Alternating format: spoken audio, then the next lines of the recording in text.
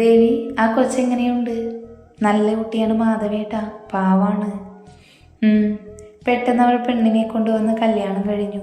എങ്ങനെയുള്ള ആളാണെന്നൊന്നും നമുക്കറിയില്ലല്ലോ. കല്ലുവിൻ്റെ കൂട്ടുകാരിയാണെന്ന് അവൾ പറഞ്ഞു. എനിക്കറിയാം ആ കൊച്ചിനെ. ആണോ? അപ്പോൾ പ്രശ്നമില്ല. അച്ഛനും അമ്മയും ഒന്നുമില്ല, അവിടെ കഷ്ടപ്പാടായിരുന്നു. പിന്നെ അഗ്നി അപ്പോൾ തന്നെ എല്ലാം അന്വേഷിച്ചു കാണും. അത് പിന്നെ അങ്ങനെയാണല്ലോ. അവൻ കമ്പനിയിലായാലും വീട്ടിലായാലും ഒരാളുടെ കുടുംബത്തെ അടിവേരുവിനെ അന്വേഷിച്ചിട്ട് മാത്രമേ അകത്തേക്ക് കയറ്റൂ. അത് നല്ലതാ. വിരുന്നൊന്നും പോകുന്നില്ല എന്നാണോ അവൻ പറഞ്ഞേ? അതെ, അവന് തിരക്കുണ്ടെന്ന്. പുതിയ പ്രൊജക്റ്റ് വന്നിട്ടുണ്ട്, അതിൻ്റെ തിരക്കാണ്. പിന്നെ അവരൊന്ന് അടുക്കട്ടെ, എന്നിട്ട് എല്ലായിടത്തും പോകാം. അതാ നല്ലത്. അതെ, ഇനി കുറച്ച് ദിവസം കഴിഞ്ഞ് ക്ലാസ് തുടങ്ങും. അപ്പം ലച്ചുവും തിരക്കാകും. ഇപ്പം പഠിക്കുമല്ലേ, അത് കഴിഞ്ഞ് അവർ ജീവിച്ച് തുടങ്ങിക്കോളും. അതെ, അവർക്ക് സമയം കൊടുക്കണം. അവരും സംസാരം നീണ്ടുപോയി. പിന്നെ എപ്പോഴോ കണ്ണുകൾ അടഞ്ഞ് മയക്കത്തിലേക്ക് പോയി. എന്തായി ജിത്തു, പ്രൊജക്റ്റ് കാര്യങ്ങൾ? ഏകദേശമൊക്കെ ആയെന്നറിയാനാണ് കഴിഞ്ഞത്. ഇടയ്ക്കൊന്ന് ചെക്ക് ചെയ്യണം എല്ലാം ഓക്കെ ആണോ എന്ന്. അത് ഞാൻ നോക്കിക്കോളാം. നാളെ DM ഗ്രൂപ്പിന് ആവശ്യമായിട്ടുള്ള ഫയൽ റെഡിയല്ലേ? ഞാൻ ചെക്ക് ചെയ്തിട്ടുണ്ട്. എന്നാൽ good night. Okay, good night. Jithu അവനോട് പറഞ്ഞ് മുറിയിൽ നിന്ന് പുറത്തേക്ക് ഇറങ്ങി. ലച്ചു അങ്ങോട്ട് വന്നപ്പോൾ ജിത്തു പുറത്തേക്ക് ഇറങ്ങുവാണ്. മോളെ, ഏട്ട കഴിഞ്ഞോ മീറ്റിംഗ്? കൊള്ളാലോ, ഇപ്പം കാന്താരിയായി തുടങ്ങിയല്ലോ. അല്ല, ഞാൻ ചുമ്മാ. അതൊക്കെ പോട്ടെ, ഇവിടെ പ്രശ്നമൊന്നും ഇല്ലല്ലോ, സന്തോഷല്ലേ? അതെ, എനിക്ക് കുഴപ്പമൊന്നുമില്ല. എന്തെങ്കിലും ഉണ്ടെങ്കിൽ ഏട്ടനോട് പറയണം കേട്ടോ. എനിക്ക് കല്ലുമോളെ പോലെ തന്നെയാണ് ലച്ചുവും കേട്ടോ. പറയാം ഏട്ടാ. എന്നാ ചെല്ല്, ഉറങ്ങിക്കോ. Good night. ഗുഡ് നൈറ്റ് ഏട്ടാ. ലച്ചു മുറിയിലേക്ക് കയറി. അവളെ ഒന്ന് നോക്കി ജിത്തു അവൻ്റെ മുറിയിലേക്ക് പോയി.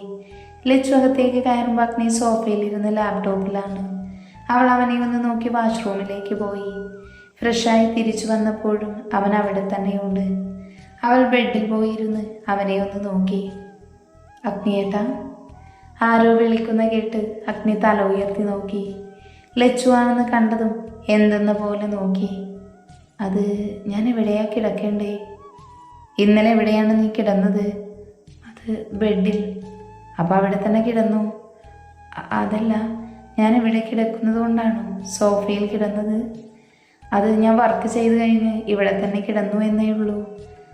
അല്ല, ഞാൻ അവിടെ കിടന്നോളാം. അതെന്തിനാ? അവിടെ കിടക്കുന്നതിൽ എന്താണ് നിനക്ക് പ്രശ്നം? എന്നും ബെഡിൽ കിടക്കുന്ന ആളല്ലേ, ഞാൻ വന്നതുകൊണ്ടല്ലേ അവിടെ കിടക്കേണ്ടി വന്നത്. ഇപ്പം ഞാൻ ബെഡിൽ കിടക്കാത്തതാണോ പ്രശ്നം?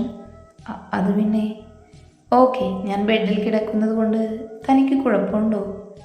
എനിക്കെന്ത്, ഇത് അഗ്നിയേട്ടൻ്റെ റൂമല്ലേ. അങ്ങനെയല്ല ഞാൻ ചോദിച്ചത്. ബെഡ് ഷെയർ ചെയ്യാൻ പ്രശ്നമുണ്ടോ എന്നാണ്. അത് ഞാൻ സോഫയിൽ കിടന്നോളാം. അത് വേണ്ട, അവിടെ കിടന്നു, ഒത്തിരി സ്ഥലമുണ്ടല്ലോ. ശരി. അവൾ വേഗം ബെഡിൻ്റെ ഒരു സൈഡിലായി കിടന്നു.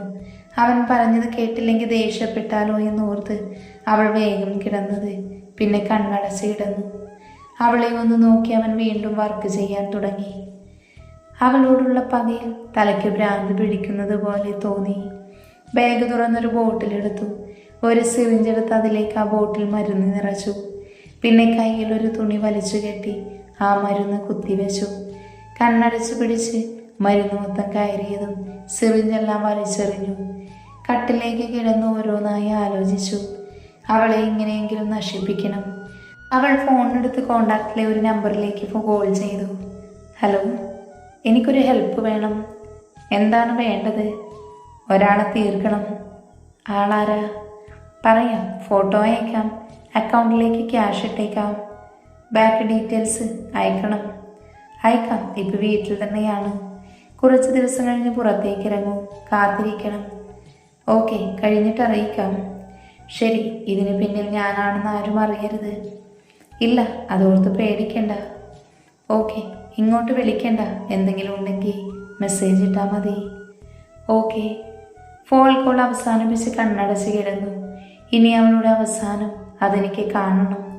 അവളില്ലാതായാൽ മാത്രമേ എനിക്ക് ആ സ്ഥാനത്തേക്ക് കയറി റാണിയായി ജീവിക്കാൻ കഴിയൂ.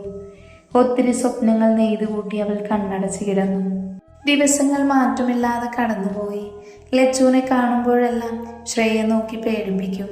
അതിൽ കൂടുതൽ അടുത്തേക്ക് വന്ന് പണി കൊടുക്കാൻ നിൽക്കാറില്ല. അഗ്നി അറിഞ്ഞാൽ പ്രശ്നമാകുമെന്നറിയാം. അതുകൊണ്ട് ലച്ചുവിനെ തനിച്ചിരുത്താൻ അവൾ കാത്തിരുന്നു. അഗ്നി കമ്പനി കാര്യത്തിൽ ബിസിയാണ്. ലച്ചുവായി അധികം സംസാരമൊന്നുമില്ല. അവൻ്റെ കാര്യങ്ങൾ മാത്രം നോക്കി അവൻ പോകുന്നു. ലച്ചു കല്ലുവിൻ്റെ കൂടെയാണ്. അവൾക്ക് അഗ്നിയോട് മിണ്ടാനൊന്നും താല്പര്യമില്ല. കുറച്ചുകൂടെ പറഞ്ഞ പേടിയാണെന്ന് പറയുന്നതാകും നല്ലത്. നാളെ ക്ലാസ് തുടങ്ങും. അതിൻ്റെ സന്തോഷത്തിലാണ് ലച്ചുവും കല്ലുവും. കോളേജിൽ ചെന്നിട്ട് വേണം അവരുടെ ഫ്രണ്ട്സിനെ കാണാൻ. അതിൻ്റെ സന്തോഷമുണ്ട് അവർക്ക്. അവരുടെ ബെസ്റ്റ് ഫ്രണ്ട്സാണ് അമ്മുവും ആയയും. അതിഥി എന്ന അമ്മു, അച്ഛൻ ജയ, അമ്മ സുമ, ചേട്ടൻ ആദിത്യൻ. ജയൻ സൂപ്പർ മാർക്കറ്റാണ്, സുമ ഹൗസ് വൈഫും. ആദിത്യൻ വർമ്മ ഗ്രൂപ്പ്സിൽ വർക്ക് ചെയ്യുന്നു. വിസ്മയ എന്ന മായ, അച്ഛൻ കൃഷ്ണൻ, അമ്മ സാവിത്രി, ചേട്ടൻ വിഷ്ണു. കൃഷ്ണന് കൃഷിയാണ്, സാവിത്രി ടീച്ചറും. വിഷ്ണു ബാങ്ക് മാനേജറുമാണ്. കല്യാണം കഴിഞ്ഞ് വൈഫ് രാധിക, മകൾ മാളവിക 5ാം ക്ലാസ്സിൽ പഠിക്കുന്നു. ഇതാണ് ഇവരുടെ കുടുംബം. പിന്നെ ആദിത്യന് അഗ്നിയുടെയും കിച്ചുവിൻ്റെയും ഫ്രണ്ടാണ്. ഇവർക്കിടയിൽ ഒരാൾ കൂടെയുണ്ട്, കാർത്തിക്. അച്ഛൻ രാമു, അമ്മ സീത. അച്ഛൻ സ്കൂൾ മാഷാണ്, അമ്മ ഹൗസ് വൈഫും. കാർത്തിക് വർമ്മ ഗ്രൂപ്പിലാണ് വർക്ക് ചെയ്യുന്നത്. ലച്ചു കല്ലുവിൻ്റെ മുറിയിൽ ഇരിക്കുവാണ്. ഡി, അപ്പം നാളെ മുതൽ പഠനമല്ലേ? നിനക്ക് മടി പിടിച്ചല്ലേ കല്ലു? ഓ, നിനക്ക് പിന്നെ പഠിക്കണമെന്ന് മാത്രമല്ലേ വിചാരം? നീ പുച്ഛിക്കണ്ട. എനിക്ക് പഠിക്കണം, എൻ്റെ അച്ഛൻ്റെ കമ്പനി നോക്കണം. ഇതൊക്കെയാണ് എൻ്റെ ആഗ്രഹം. ഇതൊക്കെ എനിക്കറിയുന്നതല്ലേ ലച്ചു, ഞാൻ ചുമ്മാ പറഞ്ഞതല്ലേ. എന്താടി അപ്പോഴേക്കും നീ മൂഡ് ഓഫ് ആയോ? നാളെ അമ്മുവുമായും നിന്നോട് അഗ്നിയേട്ടനെ കുറിച്ച് ചോദിക്കും. അറിയാം. ഇത്രയും ദിവസത്തിൽ അവർ വിളിച്ചിട്ടും അത് ചോദിക്കാത്തത് നേരിട്ട് കാണുമ്പോൾ ചോദിക്കാമെന്ന് കരുതിയാണ്. എന്നിട്ടെന്താ പറയാൻ പോകുന്നേ? എന്തു പറയാൻ? പഠിക്കാൻ പറഞ്ഞു, പഠിക്കണം, അത്രയേ ഉള്ളൂ. എൻ്റെ പൊന്നെ, നിന്നെ ഉണ്ടല്ലോ. അപ്പം മുന്നോട്ട് എങ്ങനെയാ? അതല്ലേ പറഞ്ഞ് പഠിക്കണം, കമ്പനി നോക്കണം, അത്രയേ ഉള്ളൂ. അപ്പം അഗ്നിയേട്ടൻ പഠിച്ചു കഴിഞ്ഞിട്ട് തീരുമാനിക്കണം. നീ അപ്പോൾ ഡിവോഴ്സ് ചോദിക്കുമോ ഏട്ടനോട്? എന്നെക്കാളും നല്ലൊരാളെ കിട്ടും. പഠിക്കാൻ അവസരം തന്നു, അതിൻ്റെ നന്ദി ഉണ്ടാകും. ഞാൻ കാരണം നല്ല ജീവിതമില്ലാതെ പോകരുത്. ഓഹോ, അപ്പോൾ നിന്റെ ജീവിതമോ? അതെനിക്കറിയില്ല. നീ എന്തിനാ ഇങ്ങനെയൊക്കെ ചിന്തിക്കണേ?